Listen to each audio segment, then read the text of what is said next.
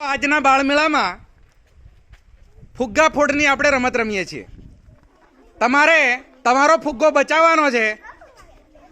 વાત સાંભળો, તમારો ફુગ્ગો બચાવવાનો છે અને બાકીનાનો ફુગ્ગો તમારે ફોડી આપવાનો છે. ચાલો સ્ટાર્ટ.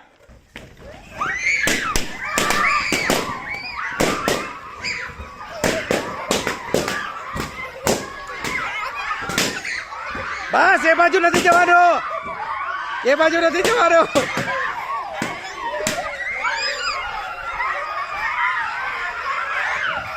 એ બાજુ નહીં, એ બાજુ નહીં.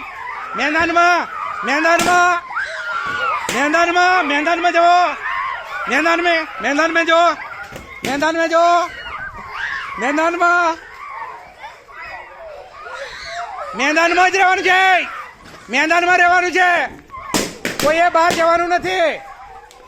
ચાલો મેદાનમાં જ. ચાલો ચાલો ચાલો ચાલો મેદાનમાં.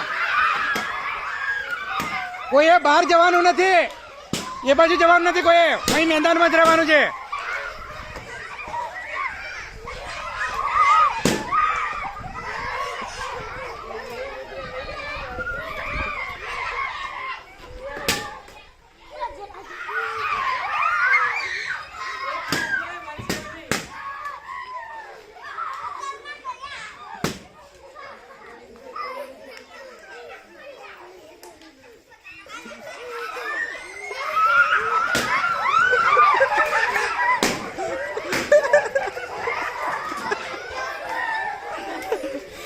સરસ, ચાલો આ બાજુ આવી જાઓ.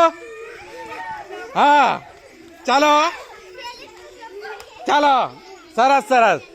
ચાલો તમને, ચાલો આ બાજુ ધ્યાન, આ બાજુ ધ્યાન. ચાલો આ બાજુ ધ્યાન.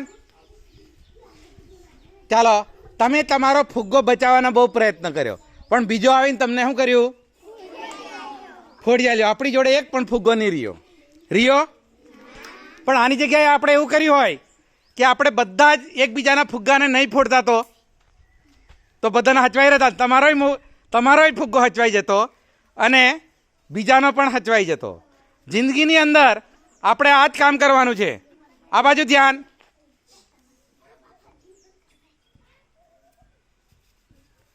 જિંદગીની અંદર માણસો આવું કરે. કેવું કરે?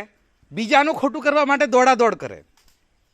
બીજાનું ખોટું કરવા માટે માણસ ઘણો બધો દોડાદોડ કરે. એના કરતાં બીજાનું પણ ખોટું ના થાય અને મારું પણ ખોટું ના થાય એવું આપણે વિચારવાનું છે. બરાબર? આ ફુગ્ગાની રમતથી આપણે એવું વિચારવાનું છે કે કદાચ આપણે આપણા ભાઈબંધનો પણ ફુગ્ગો નહીં ફોડતા તો આપણો ફુગ્ગો પણ બચી જતો. બરાબર? એટલે જિંદગીની અંદર લોકો, આજના જમાનાની અંદર લોકો ખોટું કરવા માટે, બીજાનું ખોટું કરવા માટે બહુ દોડાદોડ કરે અને પરિણામે એમાં એનું પોતાનું જ ખોટું થાય છે. બરાબર? સરસ, ચાલો મજા આવીને? ચાલો ચાલો, ગુડ. ચાલો તાળીઓ પાડીશું.